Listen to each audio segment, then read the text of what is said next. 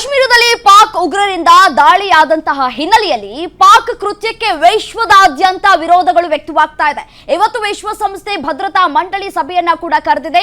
High voltage meeting ನಲ್ಲಿ ಮಹತ್ವದ ಚರ್ಚೆಯಾಗಲಿಕ್ಕಿದೆ.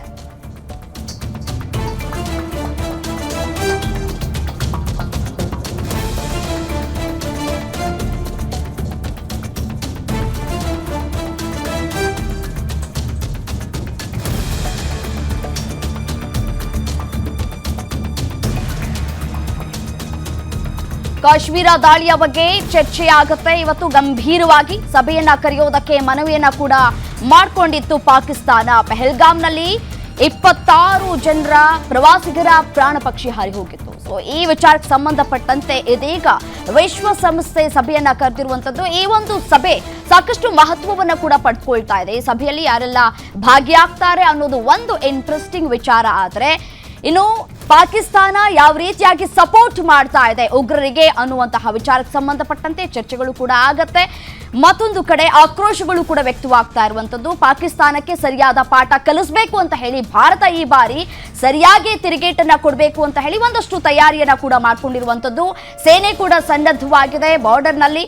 So ಸೇನೆಯಿಂದಲೂ ಕೂಡ ಒಂದಷ್ಟು ಕಾರ್ಯಾಚರಣೆಯನ್ನ ಕೂಡ ಮಾಡಲಾಗ್ತಾ ಇದೆ. ಉಗ್ರರ ಮನೆಗಳನ್ನ ಉರುಳಿಸುವಲ್ಲೂ ಕೂಡ ಯಶಸ್ವಿ ಆಗ್ತಾ ಇರುವಂತದ್ದು.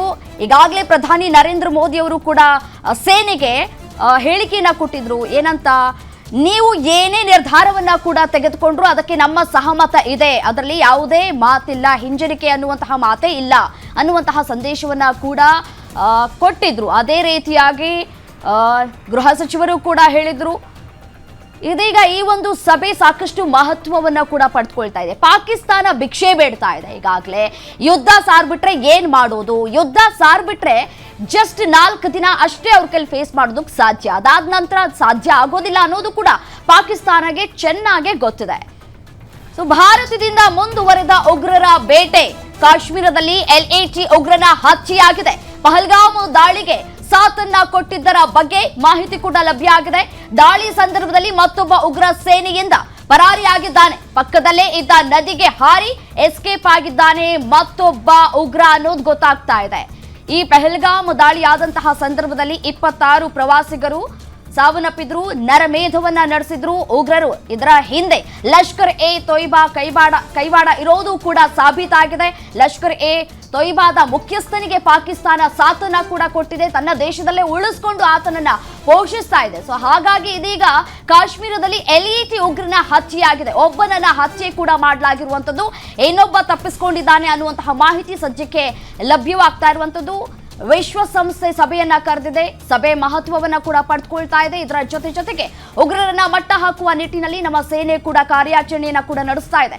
ಅದೇ ರೀತಿಯಾಗಿ ಇಲ್ಲಿ ಇದ್ಕೊಂಡು ಕಾಶ್ಮೀರದಲ್ಲಿ ಇದ್ಕೊಂಡು ಪಾಕಿಸ್ತಾನಕ್ಕೆ ಒಂದಷ್ಟು ಮಾಹಿತಿಯನ್ನ ಕೂಡ ಸೋರಿಕೆ ಮಾಡಲಾಗ್ತಾ ಇತ್ತು. ಕೇವಲ 5 ರಿಂದ 10 ಸಾವಿರ ರೂಪಾಯಿ ಪಡೆದುಕೊಂಡು ಅವರನ್ನು ಕೂಡ ವಶಕ್ಕೆ ಪಡೆದುಕೊಂಡಿದ್ದಾರೆ. ಈಗಾಗಲೇ ಅವರನ್ನ ಕೂಡ ತನಿಖೆಯನ್ನ ಕೂಡ ಮಾಡಲಾಗ್ತಾ ಇರುವಂತದ್ದು. ಸೊ ಹಾಗಾಗಿ ಯುದ್ಧ ಎಲ್ಲಿ ಸಾರ್ತಾರೋ, ಯಾವಾಗ ಬೇಕಾದ್ರೂ ಯುದ್ಧ ಸಾರಬಹುದು ಅಂತ ಹೇಳಿ ಮಧ್ಯರಾತ್ರಿ ಕೂಡ ಸುದ್ದಿಗೋಷ್ಠಿಯನ್ನ ಕೂಡ ಕರೆದಿತ್ತು ಪಾಕಿಸ್ತಾನ. ಸೊ ಮಹತ್ವವನ್ನ ಕೂಡ ಪಡೆದುಕೊಳ್ತಾ ಇದೆ. ವಿಶ್ವಸಂಸ್ಥೆ ಯಾವ ರೀತಿಯಾದಂತಹ ನಿರ್ಧಾರವನ್ನ ಕೈಗೊಳ್ಬಹುದು, ಈಗಾಗಲೇ ಶಾಂತಿಯನ್ನ ಕೂಡ ಬಯಸ್ತಾ ಇದೆ ಪಾಕಿಸ್ತಾನ.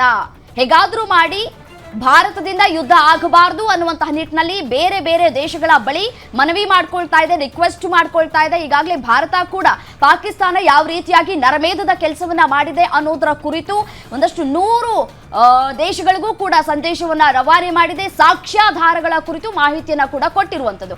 ಸೊ ಹಾಗಾಗಿ ವಿಶ್ವಸಂಸ್ಥೆ ಸಭೆ ಕರೆದಿರೋದು ಕುತೂಹಲಕ್ಕೂ ಕೂಡ ಕಾರಣ ಆಗ್ತಾ ಇದೆ. ವಾಟ್ ನೆಕ್ಸ್ಟ್, ಏನಾಗಬಹುದು, ವಿಶ್ವಸಂಸ್ಥೆ ಯಾವ ರೀತಿಯ ನಿರ್ಧಾರ ಕೈಗೊಳ್ಳಬಹುದು ಅನ್ನೋದು ಪ್ರಶ್ನೆ ಆಗಿದೆ ಈಗ.